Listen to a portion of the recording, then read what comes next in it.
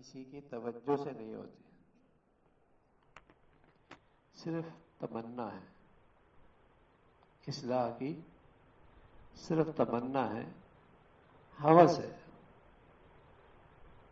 یہ اصلاح چاہتا نہیں، اس لیے کہ اصلاح کے لیے تو ہمت چاہیے، اور اگر اپنی اصلاح کے لیے ہمت نہیں کرتا تو یہ نری ہوس ہے اور تمنا ہے۔ شیخ، مربی، یہ تو محض محرک ہیں، آپ کے اندر تحریک پیدا کرتے ہیں کہ میاں ہمت کرو،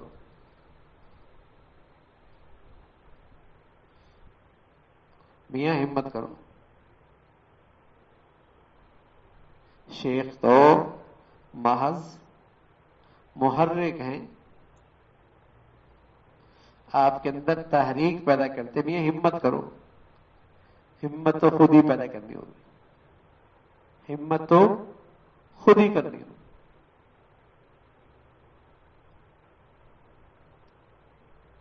میں بزرگوں کی صحبت میں جاتا ہوں،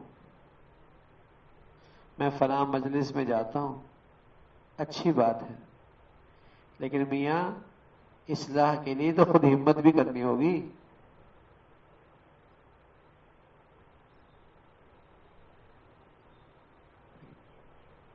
ہمت بھی کرنی ہوگی۔ کھانا پڑا ہوا ہے، روز کھانے کے پاس بیٹھتا ہوں، پیٹ بھر جائے گا؟ خوشبو بھی آئے گی، چاہت بھی پیدا ہوگی، لیکن میاں اندر لینے کے لیے تو ہمت کرنی ہوگی نا، ہاتھ بڑھانا ہوگا، لقمہ لینا ہوگا، منہ میں ڈالنا ہوگا، چبانا ہوگا، نگلنا ہوگا، یا ماس کھانے کے بعد بیٹھنے سے آدمی کا پیٹ بھر جائے گا؟ ٹھیک ہے، سامنے بیٹھنے سے آپ کے اندر ایک چاہت پیدا ہو رہی ہے، خوشبو آ رہی ہے، ذائقہ محسوس ہو رہا ہے، رنگت اچھی ہے، رغبت بڑھ رہی ہے، سب ٹھیک ہے، لیکن پیٹ تو نہیں بھرے گا نا۔ پیٹ تو بھرنے کے لیے ہمت کرنی ہوگی۔ صحیح ہے، بزرگوں کی صحبت میں جاتا ہوں، اچھی مجلس میں جاتا ہوں، لیکن میاں اصلاح کے لیے تو ہمت کرنی ہوگی نا۔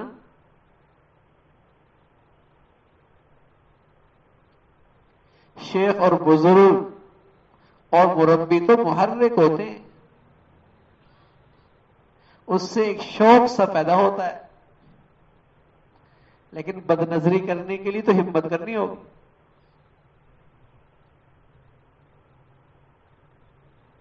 بد نظری سے حفاظت کے لیے تو ہمت کرنی ہوگی۔ روزانہ تلاوت کے معمول کے لیے تو ہمت کرنی ہوگی، وہ تو خود بخود نہیں ہوگی۔ مصیبت یہی ہے،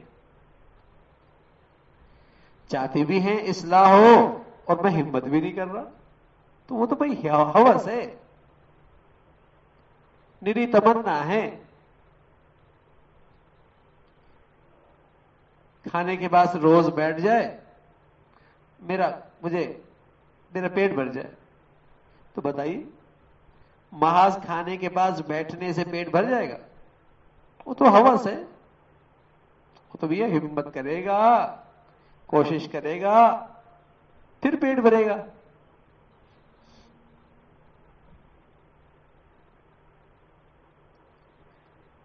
فرمایا اصلاح بدون ہمت کے کسی کی توجہ سے نہیں ہوتی، یہ محض تمنا ہے۔ شیخ مربی تو محض ایک واسطہ، ایک محرک ہوتا ہے، ہمت تو خود کرنی ہوگی، اور جو جتنی ہمت کرے گا اتنا اسے تربیت کا نور ملے گا، اتنی اسے اصلاح ہوگی، ہمت خود کرنی ہوگی۔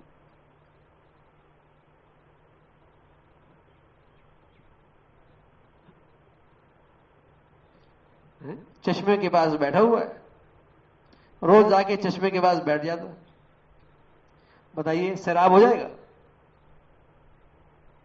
میں روز چشمے کے پاس بیٹھتا ہوں، پیاس نہیں بجھتی. ارے میاں پیاس تب بجھے گی نا جب ہمت کرو گے. تو میں اچھی مجلس میں جاتا ہوں، بزرگوں سے میرا بڑا تعلق ہے، اصلاح نہیں ہو رہی. ارے میاں اصلاح کی تو ہمت چاہیے نا.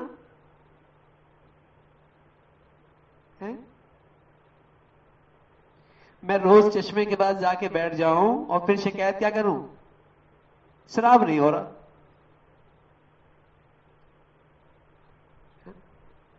ارے میاں شراب ہونے کے لیے تو ہمت کرنی پڑے گی. لوٹا لینا پڑے گا، گلاس لینا پڑے گا، پانی چشمے سے لینا پڑے گا، منہ میں ڈالنا پڑے گا. اب شکایت کرے روز چشمے کے پاس جاتا ہوں، اتنا اچھا پانی، اتنا میٹھا، لیکن شراب نہیں ہوتا.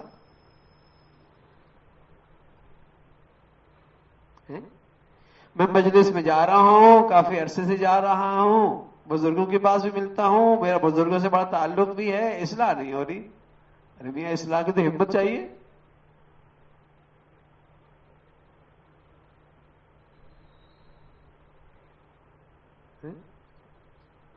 بزرگ تو صرف آپ کے اندر تحریک پیدا کرے گا نا بھائی، میاں ہمت کر لو.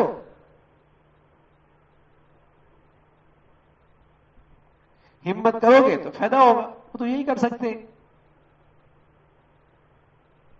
ہمت تو خود کرنی ہوگی، ورنہ آدمی کہتا ہے میں تو خانقاہ میں 20 سال سے رہ رہا ہوں.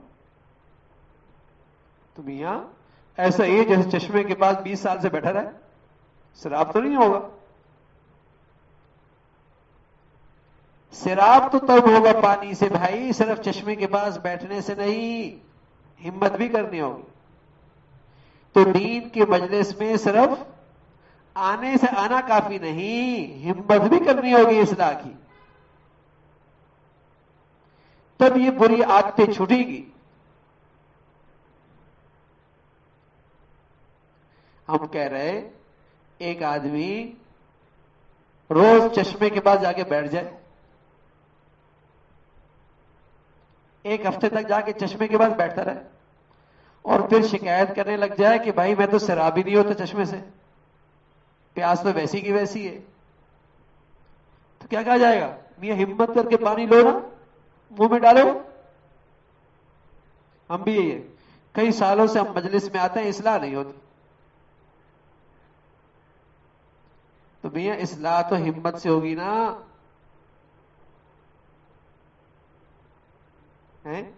اتنے عرصوں سے میں مجلس میں آتا ہوں، فجر کی نماز کا اہتمام نہیں ہو رہا اب تک. سبحان اللہ. تو کیسے ہوگا؟ صرف چشمے کے پاس بیٹھنے سے تو پانی پیٹ میں نہیں جاتا نا بھائی. روز دیگوں کے اندر جا کے بیٹھ جائے، دائیں بائیں ہر طرف دیگے ہوں، اور پھر شکایت کرے پیٹ نہیں بھرتا. ارے پیٹ بھرنے کے لیے تو ہمت کرنی ہوگی نا میاں. سالن نکالنا ہوگا، روٹی اٹھانی ہوگی، چبانا ہوگا، پیٹ میں تب جائے گا. نہیں میں روز دیگوں کے درمیان بیٹھ جاتا ہوں. ایسی میرے عزیزوں اچھی مجلس میں آنا مبارک، دین کی مجلسوں میں جانا مبارک، اللہ کے نیک بندوں سے تعلق رکھنا مبارک، لیکن اصلاح کے لیے تو ہمت کرنی ہوگی نا بھائی. بزرگ آدمی، نیک آدمی، شیخ مربی تو آپ کے اندر تحریک پیدا کر سکتا ہے نا، ہمت تو خود کرنی ہوگی.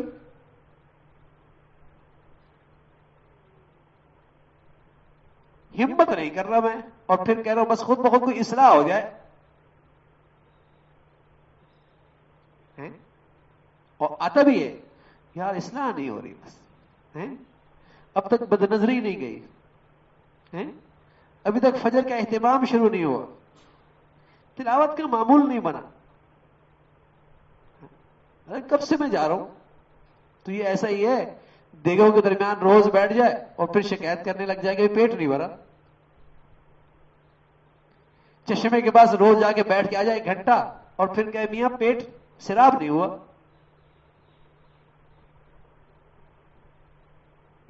شراب نہیں ہوا. تو شراب ہونے کے لیے بھائی، تربیت کے لیے تو بھائی ہمت کرنی پڑتی ہے. جو جتنی ہمت کرے گا اسے تربیت کا نور ملے گا،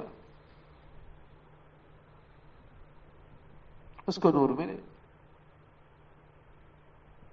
ہاں اچھی مجلس سے یہ ضرور فائدہ ہوتا ہے، یہ ضرور فائدہ ہوتا ہے، کم از کم کسی دل کے کسی خانے میں، دماغ عقل کے کسی خانے میں اپنی برائیوں کا احساس ہو جاتا، اپنی کمیوں کا احساس ہو جاتا، اپنی غلطیوں کا احساس ہو جاتا. یہ اس مجلس کا فائدہ ہے. لیکن اصلاح کے لیے تو ہمت کرنی پڑے گی، برائیوں کو چھوڑنے کے لیے تو ہمت کرنی پڑے گی نا بھائی.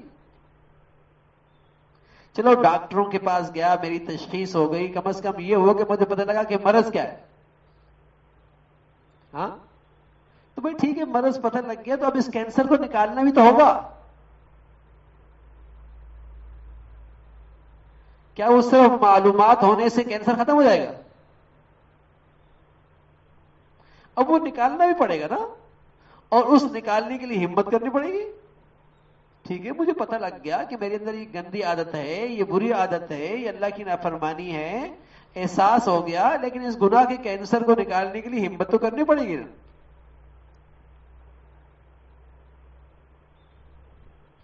ہمت کرے گا اس کا نور ملے گا.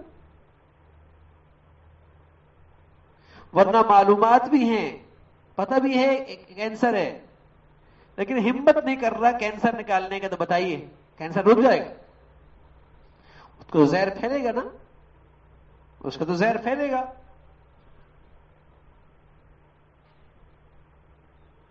اب آتا ہے، بیان سنتا ہے، مجلس میں بیٹھتا ہے، حرام نہیں چھوڑتا، تو کیا مطلب ہے؟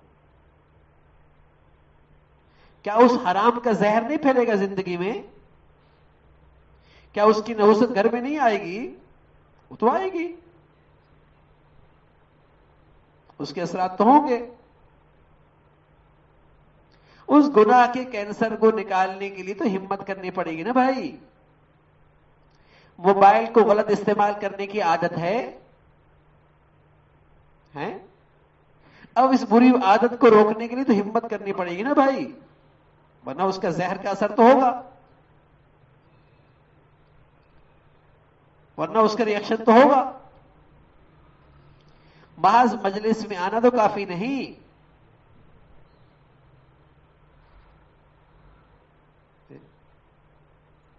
یہ مصیبت. ہمت نہیں کر رہا آج مسلمان. جن کو تھوڑا بہت احساس بھی ہے،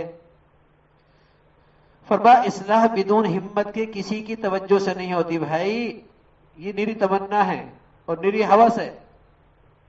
مربی اور شیخ تو محض واسطہ اور محرک ہیں، وہ تو آپ کے اندر تحریک پیدا کرتے بھی ہیں، ہمت کرو بس. ہمت تو خود کرنی ہو.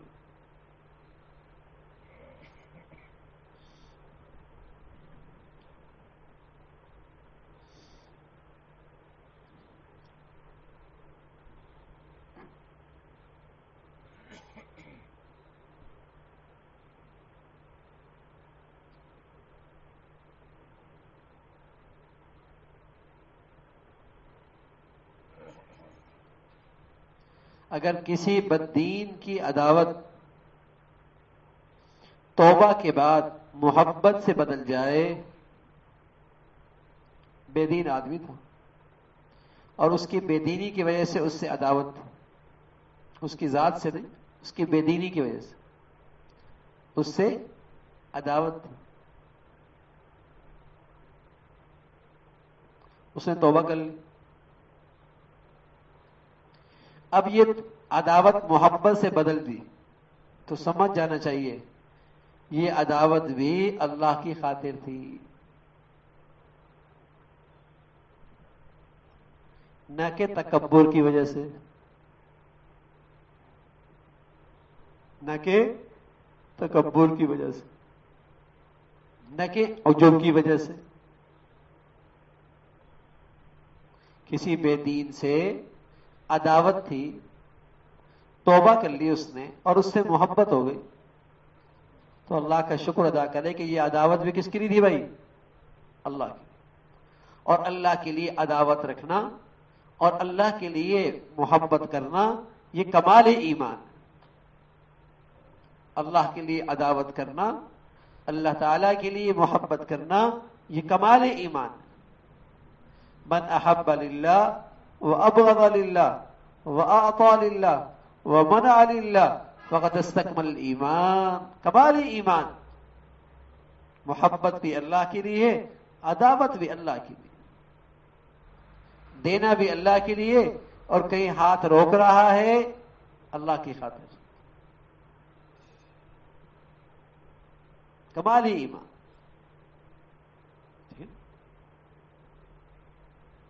اللہ کے لیے، اس کی ذات سے نہیں تھی، اپنی نفسانیت کی وجہ سے نہیں تھی، اپنے نفس کی وجہ سے نہیں تھی، اللہ کے لیے. اب اس کے اندر وہ برائی نہیں رہی اور بے دینی نہیں رہی، اب اس سے محبت ہو گئی، اس سے تعلق ہو گیا. بڑی بات. ورنہ تو آج جو ہے بغض اور نفرت کی پتہ نہیں کیا کیا وجوہات ہیں. اگر نہیں ہے تو اللہ کی خاطر نہیں، اللہ کی خاطر نہیں.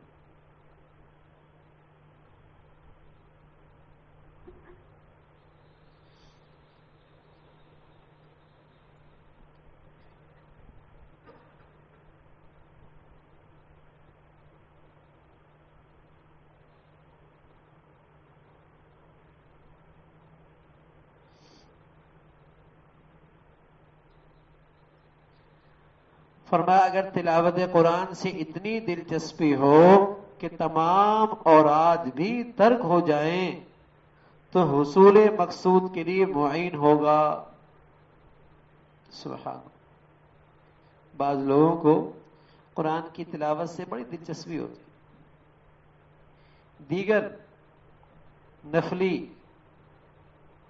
اوراد نہیں ہو رہے ہوتے، ورد نہیں ہو رہے ہوتے، تسبیحات نہیں ہو رہی ہوتی، تلاوت ہو رہی ہوتی.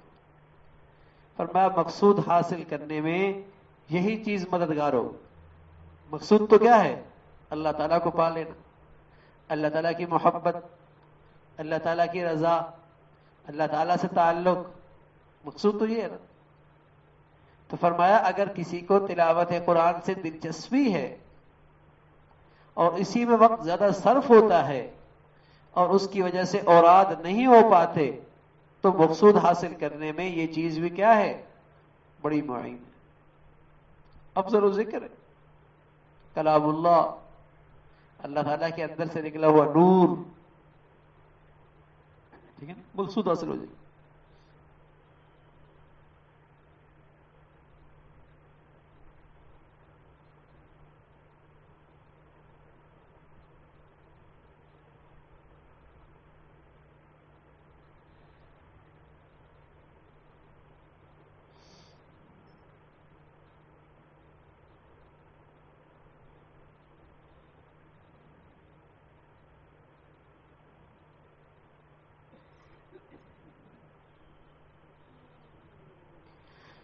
مخالفین کی شرارت سے بے چین ہونا، مخالفین کی شرارت سے بے چین ہونا یہ اخلاص کے منافی نہیں، امر طبعی ہے، انسانی طبیعت ہے کہ جب مخالفین کی شرارت ہوتی تو آدمی کی طبیعت میں الجھن ہوتی. طبیعی ہے، یہ کوئی بزرگی کے خلاف نہیں. ٹھیک ہے نا، یہ بزرگی کے خلاف امر طبیعی. جیسے بخار ہوتا تو ہاتھ گرم ہوتا ہے نا بھائی، ہاتھ گرم ہوتا ہے.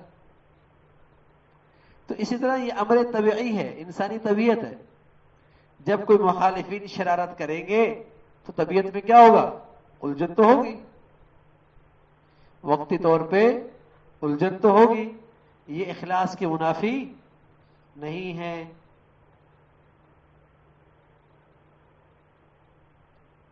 جہاں ناشکری یہ ہے کہ آدمی نعمتوں میں اللہ کی نافرمانی کرے، جہاں یہ ناشکری ہے کہ آدمی اللہ کی نعمتوں میں اللہ تعالیٰ کی نافرمانی کرے، یہ ناشکری ہے. وہاں نعمتوں کا ترک بھی ناشکری. اللہ تعالیٰ کوئی نعمت دے رہا ہے، بلا وجہ اسے چھوڑ رہا ہے. کھانا مل گیا اچھا سا، ٹھیک ہے نا، نہیں، یہ بزرگی کے خلاف ہے، اس میں کچا پانی ڈال دیا، اب کھاؤں گا، ہیں یہ ناشکری ہے۔ اچھا خاصا قورمہ بنا ہوا ہے، اس کو بد ذائقہ کرنے کے لیے کچھ اور ملا دیا، یہ ناشکری ہے۔ جب اللہ تعالیٰ سہولت کے ساتھ، عزت کے ساتھ، حلال طریقے سے کوئی نعمت دے رہا ہے میاں، تو بلا وجہ اسے چھوڑ دینا، ضائع کرنا، یہ بھی ناشکری ہے۔ جس طرح اللہ کی نعمتوں میں اللہ کی نافرمانی یہ نعمتوں کی ناشکری ہے، اسی طرح ترک نعمت بھی ناشکری، بلا وجہ نعمت کو چھوڑ دینا، ضائع کر دینا، ٹھیک ہے؟ تازہ روٹی ملی، نہیں اس کو میں نے کل کھاؤں گا، ٹھیک ہے نا، کل کھاؤں گا، ٹھیک ہے نا، اس سے نفس موٹا ہوگا، اس لیے میں کل کھاؤں گا، یہ کوئی بزرگی نہیں، یہ بزرگی ہے۔ اس نعمت کو استعمال کرو اور دل سے اللہ کا شکر ادا کرو کہ اے اللہ میری تو یہ اوقات نہیں تھی، آپ نے عطا فرما دی، میری تو یہ اوقات نہیں تھی، آپ نے نواز دیا، اس میں میری تو کوئی لیاقت نہیں ہے، بس آپ کا فضل ہو گیا، یہ بزرگی ہے،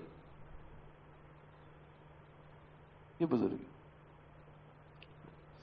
تو جس طرح نعمتوں میں اللہ کی نافرمانی ناشکری ہے، ایسی ہی ترک نعمت بھی ناشکری، ترک نعمت بھی ناشکری۔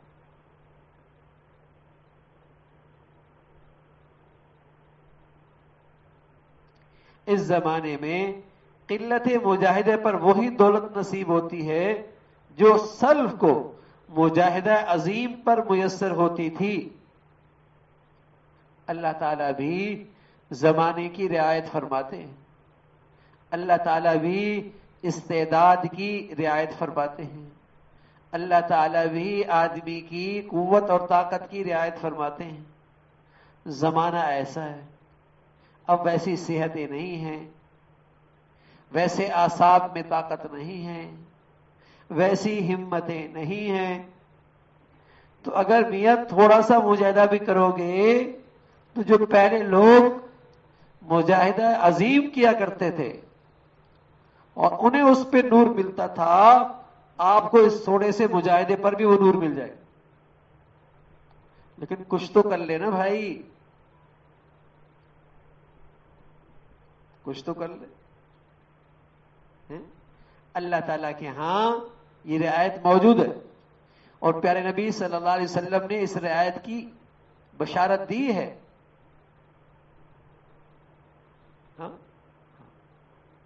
تھوڑا سا تو مجاہدہ ہو، فرمایا اس زمانے میں قلت مجاہدہ پر بھی وہی دولت نصیب ہوتی ہے جو سلف کو مجاہدہ عظیم پر میسر ہوتے، بڑے مجاہدے کرنے پڑتے، بڑی بڑی مشقتیں اٹھانی پڑتی،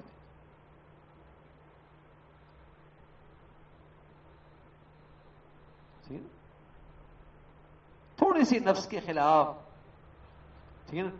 اب ظاہر آدمی جب معمولات پہ پابندی کرے گا، ہاں تو مجاہدہ تو ہے، روز تلاوت ہے، آسان تو نہیں، ہمت کر کے نظروں کی حفاظت، زبان کی حفاظت، بڑا مجاہدہ ہے، لیکن جو آدمی یہ تھوڑا سا مجاہدہ بھی کرے گا انشاءاللہ، اسے نور ملے، اسے بڑا نور ملے، حالانکہ یہ گناہ ہی سے بچ رہا ہے، کون سی نفلی عبادت کے لیے بڑا مجاہدہ کر رہا ہے، یہ تو فرض ہے بچنا، لیکن اس پر بھی نور ملے۔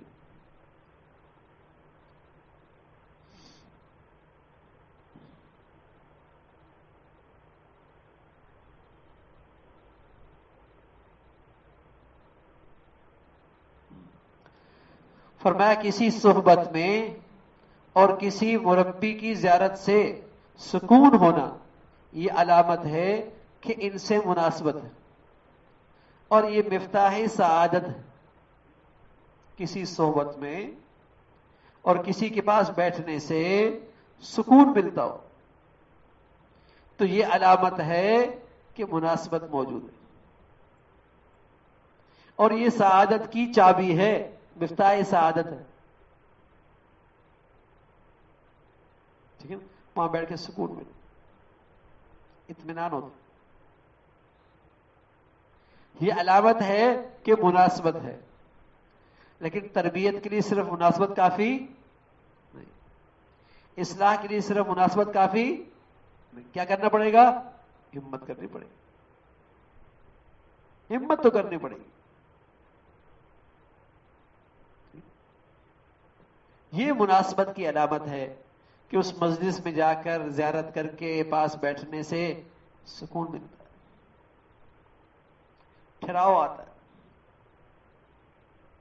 ٹھیک ہے، لیکن تربیت اور تزکیہ کے لیے تو ہمت کرنی پڑے گی، نسخے کو استعمال کرنا پڑے گا، نسخے کو استعمال کرنا پڑے گا۔ ٹھیک ہے نا، صرف نسخے کو دیکھ کر روزانہ جیب سے نکال کر اچھا نسخہ ہے، کام ہو جائے گا؟ صحت مل جائے گی؟ ہمت کر کے استعمال کرنا پڑے گا، پھر اصلاح ہوگی، اور پھر جو ہے روحانی مرض ختم ہوگا۔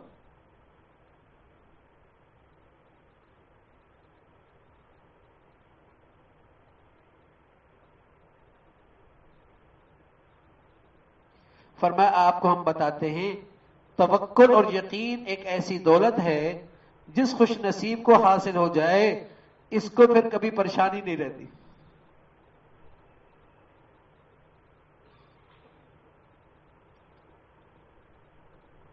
جس خوش نصیب کو اللہ تعالیٰ کی ذات پر توکل اور یقین نصیب ہو جائے، یہ وہ دولت ہے، پھر اسے کوئی پریشانی نہیں رہتی۔ ایک ہے پریشانی نہیں رہنا، اور ایک ہے پریشانی نہ آنا، دونوں میں فرق ہے۔ بیماری تو آئے گی، پریشانی بھی آئے گی، تکلیف بھی آئے گی، تو پیغمبر پر بھی آئی، وہ تو ولی پر بھی آئی، آئے گی تو صحیح، لیکن توکل اور یقین کی دولت کی وجہ سے یہ پریشان رہے گا نہیں، اس کی زندگی میں پریشانی رہے گی نہیں، یہ فرق ہے۔ یقین اور توکل کی وجہ سے عجیب دولت ہے۔ یقین جانیے، دین کی یہ خوبیاں اور دین کی یہ صفات ایسی زبردست ہیں جس سے دنیا کی زندگی بھی بڑی خوشگوار ہوتی، دنیا کی زندگی بھی بڑی خوشگوار ہوتی۔ آپ لکھ لیں مجھ سے، اور یہ بات پتھر پہ لکیر ہے، جن کی زندگیوں میں یقین نہیں، آپ ان کی زندگیوں میں دیکھیں گے پریشانیوں سے بھری ہوئی، بے سکونی سے بھری ہوئی، بے چینی سے بھری ہوئی، اندر کی ایک جلن، ایک دکھ، ایک درد، ایک غم، ان کی زندگی کو اندر ہی اندر سے کھائے جا رہا۔ نہ دیکھیں اس کی شہرت کو، اس کے پروٹوکول کو، نہ دیکھیں اس کے جسے کہیں گے چرچوں کو، سب دھوکا ہے۔ آپ دیکھیں گے اس کے چہرے پہ خوشی کی مسکراہٹ بھی نہیں آتی، آپ نہیں سوچ سکتے اس کے اندر کتنا غم ہے۔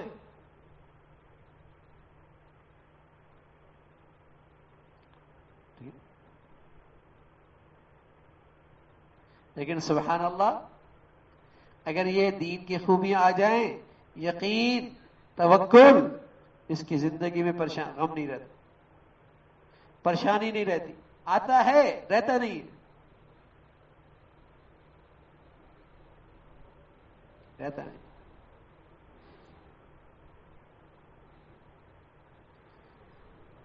جس شخص کو خدا تعالی نے توکل اور یقین کی دولت عطا فرمائی ہے اس کو کبھی پریشانی نہیں ہوتی،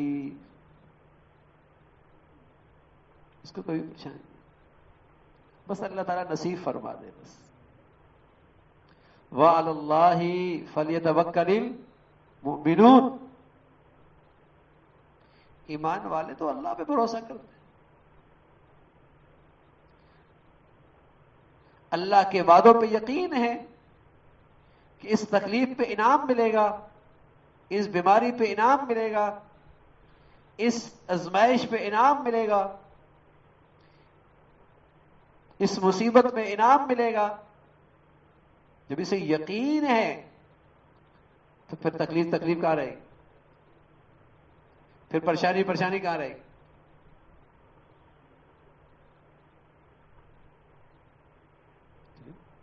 توکل اور یقین ایسی دولت اللہ تعالی ہمیں نصیب فرمائے، اللہ تعالی ہمیں نصیب فرمائے۔